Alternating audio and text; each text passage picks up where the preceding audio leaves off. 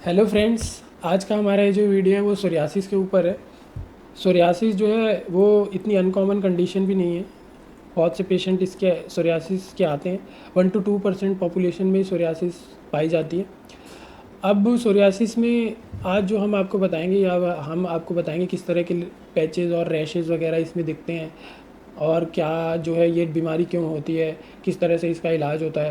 क्योंकि जिन लोगों को ये हो जाती है वो काफ़ी परेशान रहते हैं, वो बहुत सारे डॉक्टरों के पास जाते हैं, बहुत इधर उधर भटकते हैं कि कैसे तैसे हमारा जो है इलाज हो जाए।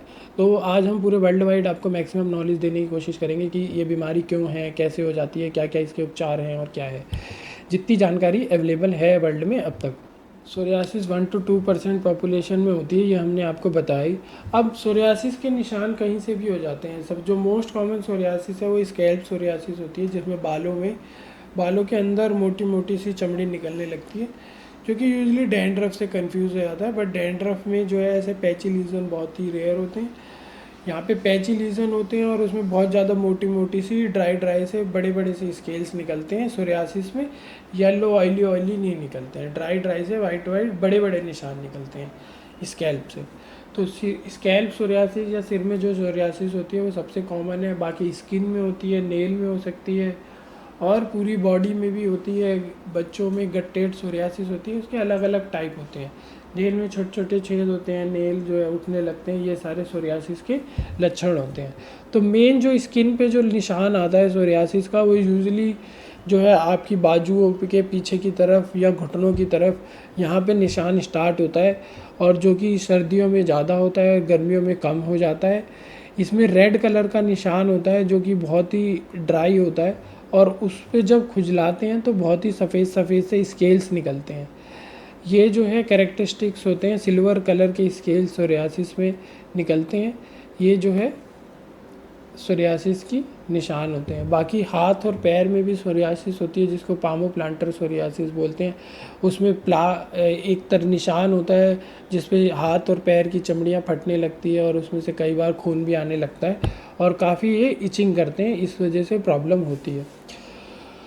अब क्वेश्चन ये आता है कि ये सोरियासिस होता क्यों है। सोरियासिस का जेनेटिक एसोसिएशन होता है। इवन 30 से 40% पेशेंट में जो है फैमिली हिस्ट्री पाई जाती है। ये एक ऑटो इम्यून डिसऑर्डर होता है। ऑटो इम्यून डिसीज़ का मतलब ये होता है हमारी बॉडी में इम्यून सिस्टम होता है, वो बीमारी से लड़ने के लिए होता है। जब अगर कोई बाहर से बैक्टीरिया वायरस कोई आता है, उससे लड़ने के लिए जो इम्यून सिस्टम होता है, जब वो अपने ही सेल्स को मारने लगे, उन डिजीज़ को हम ऑटो इम्यून डिजीज़ बोलते हैं। जिसमें बहुत अलग अलग डिजीज़ आती हैं, कई डिजीज़ आती हैं ऑटो इम्यून, बहुत सारी डिजीज़ होती हैं, जिसमें से एक सोरियासिस है। सोरियासिस में जो है हमारी जो इन्फ्लामेटरी सेल्स होते हैं, बीमारी से लड़ने वाले सेल्स होते हैं, वो हमारे ही स्किन में कुछ छुपे सेल्स को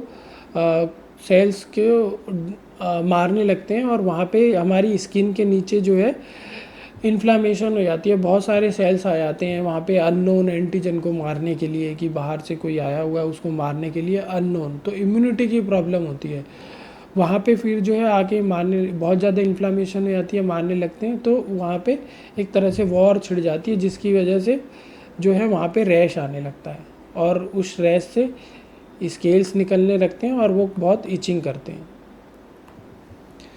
तो ये मेन कॉज होता है सोरियासिस का, ऑटो इम्यून।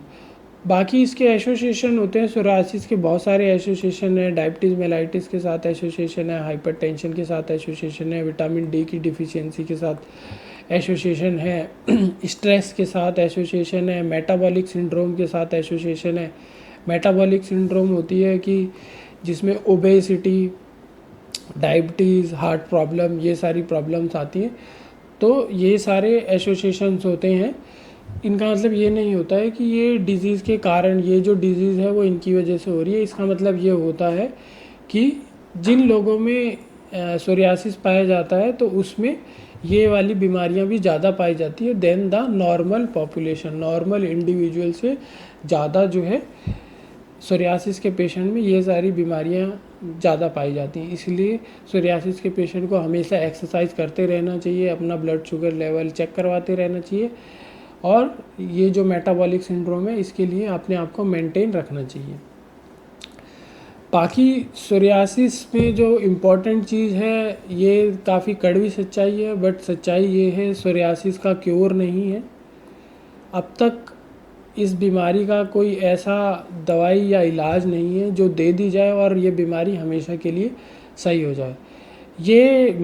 हाँ, बट अब तक की साइंस इतनी ज़्यादा डेवलप हो चुकी है कि पहले जो लोगों को ये होता था तो वो बहुत प्रॉब्लम में, उनकी लाइफ स्टाइल जो है बहुत प्रॉब्लम में बीतता था। बट डेफिनेटली हम इतनी अच्छी मेडिकेशंस अब आ चुकी हैं, बहुत ही अच्छी मेडिकेशंस आ चुकी हैं, जिससे आपकी नॉर्मल जो लाइफ है वो एकदम नॉर्मल चलेगी।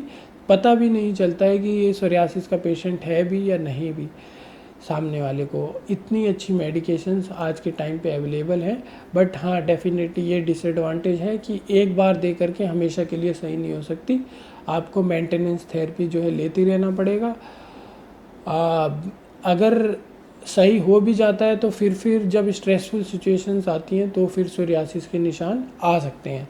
सोरियासिस के मरीज को एक बात और हमेशा ध्यान रखनी चाहिए कि सोरियासिस का एग्रावेशन स्टेरॉइड के साथ होता है। अगर बाहर आप कहीं पे से भी मेडिसिन ले रहे हैं और आप सोरियासिस के पेशेंट हैं तो आप बता दीजिए डॉक्टर को हमेशा कि आपको सिस्टमिक स्टेरॉइड अगर दे रहे हैं तो उसको प्रॉपर वे में ही टेपर करके बंद की जाए। अदरवाइज़ सोरियासिस के निशान बहुत ज़्यादा फैल सकते हैं और आपके पूरे शरीर में भी फैल सकते हैं। सडनली स्टेरॉइड बंद अगर आप करते हैं तो आपके जो निशान हैं वो पूरे शरीर में भी फैल सकते हैं। ये बहुत ज़्यादा इम्पॉर्टेंट चीज़ है और बहुत से इसके मरीज़ आते भी हैं जो लोकल डॉक्टर्स से वहाँ से इंजेक्शन लगवा लेते हैं स्टेरॉइड का, और उनका सोरियासिस एग्रावेट कर जाता है और पूरी बॉडी में फैल जाता है। तो इस चीज़ का भी थोड़ा ध्यान रखना है। बाकी जो ट्रीटमेंट ऑप्शंस हैं, स्ट्रेस रिडक्शन, मेडिटेशन, इन सब से भी सोरियासिस के मरीजों में उनके जो लक्षण निशान हैं उसमें कमी आने में स्टडीज़ में पाया गया है कि उनमें कमी आती है मेडिटेशन और स्ट्रेस थेरेपी से। अब जो ट्रीटमेंट ऑप्शन है, हम कोशिश ये करते हैं कि जब सोरियासिस का कोई मरीज़ आया है तो उसमें डिपेंड ये करता है कि कितने बॉडी सरफेस एरिया, कितने उसके शरीर के बॉडी सरफेस एरिया पे निशान है। तो कोशिश ये की जाती है कि सिर्फ लगाने वाली दवाइयों से ही इलाज हो जाए, जिससे खाने की दवाइयों पे ना जाना पड़े, और उसका सिर्फ लगाने वाली दवाइयों से अगर कंट्रोल रहता है तो वो सबसे बेनिफिट है, क्योंकि एडवर्स इफ़ेक्ट, साइड इफ़ेक्ट बहुत मिनिमम होते हैं लगाने वाली दवाइयों के, जिसमें मॉइस्चराइज़र तो मस्ट होता है और बाकी दवाइयाँ होती हैं टॉपिकल स्टेरॉइड्स और कॉर्टिकोस्टेरॉइड्स, टैक्रोलिमस, कैल्सीट्रायोल, कैल्सीन्यूरिन इनहिबिटर्स, ये सारी चीज़ें जो हैं टॉपिकल में आती हैं। टार आता है, काफ़ी चीज़ें, एंथ्रेलिन आती हैं, ये सारी चीज़ें जो है हम यूज़ करते हैं लगाने वाली में, और ये जो है एकदम सेफ़ होती हैं। उसके बाद जो है खाने वाली दवाइयों में अगर लगाने वाली दवाइयों से नहीं कंट्रोल होता है या इतना ज़्यादा बढ़ चुका है जहाँ पे खाने की दवाइयाँ देनी पड़ती है, तब हम वहाँ पे खाने की दवाइयाँ देते हैं। तो जैसा कि मैंने बताया कि ये जो प्रॉब्लम है ये ऑटो इम्यून है, तो जो हम ट्रीटमेंट देते हैं वो भी हम इम्यूनिटी को सप्रेस करते हैं। अगर हम इम्यूनिटी को सप्रेस कर रहे हैं तो साइड इफ़ेक्ट भी यहाँ पे मेडिसिन के ज़्यादा होंगे, क्योंकि हम ओरल ट्रीटमेंट दे रहे हैं। इसमें अलग अलग मेडिकेशंस आती हैं, जिसमें मीथोट्रेक्सेट आता है सबसे पहले, और साइक्लोस्पोरिन आता है, और भी मेडिकेशंस आती है, एसिट्रेटिन आता है, आइसोट्रेटिनोइन आता है, और जो है डिफरेंट ये सारी मेडिकेशंस आती है जिनका हम ओरली यूज़ करते हैं। और भी अलग अलग मेडिकेशंस हैं, वो case to case depend vary करता है कि हम कब कौन सी मेडिकेशन यूज़ करने वाले हैं, ये थोड़ा केस टू केस वेरी कर जाता है। नहीं होता है तो आईवी इंजेक्शंस या आईवी मेडिकेशंस भी देने पड़ते हैं। अगर ओरल से नहीं बनता तो आईवी मीथोट्रेक्सेट या आईवी मेडिकेशंस भी सोरियासिस के पेशेंट्स को देनी पड़ जा सकती है। उसके बाद जो न्यू ट्रीटमेंट ऑप्शन हैं जो पेशेंट अफोर्ड कर सकते हैं, तो बायोलॉजिकल्स आते हैं जो कि कॉस्टली होते हैं बट रिजल्ट बहुत ही अच्छे होते हैं, जिसमें अलग अलग बायोलॉजिकल्स हैं इन्फ्लिक्स। अब तो सोरियासिस के लिए बहुत सारे चेन ऑफ बायोलॉजिकल्स अवेलेबल हैं, जिसमें वो भी केस टू केस डिपेंड करता है कि आपके केस में हम कौन सा यूज़ करने वाले हैं। तो ये जो है ओवरऑल मैंने सोरियासिस के बारे में आपको बता ही दिया। अब ये डिजीज़ ऑटोइम्यून है, तो खाने पीने से बहुत ज़्यादा इसका रिलेशन नहीं है कि मैं ये खाऊंगा तो ये बढ़ जाएगा, ये नहीं खाऊंगा तो ये नहीं बढ़ेगा। मैं आशा करता हूँ आपको काफ़ी सारी चीज़ें सोरियासिस में समझ में आई होंगी। अगर आप इस बीमारी से जूझ रहे हैं या आपका कोई फ्रेंड और कोई फैमिली मेम्बर सोरियासिस की प्रॉब्लम से जूझ रहा है, तो उसको प्लीज़ आप ये वीडियो शेयर करिए, जिसको उसको उसकी बीमारी के बारे में पूरी जानकारी मिले। अगर आप कोई भी क्वेश्चन सोरियासिस से रिलेटेड पूछना चाहते हैं तो आप हमें कमेंट में लिख सकते हैं।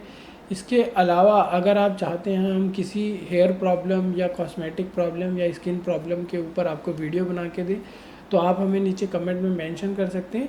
हम नेक्स्ट वीडियो आपको उस पर बना के देंगे। Thank you guys.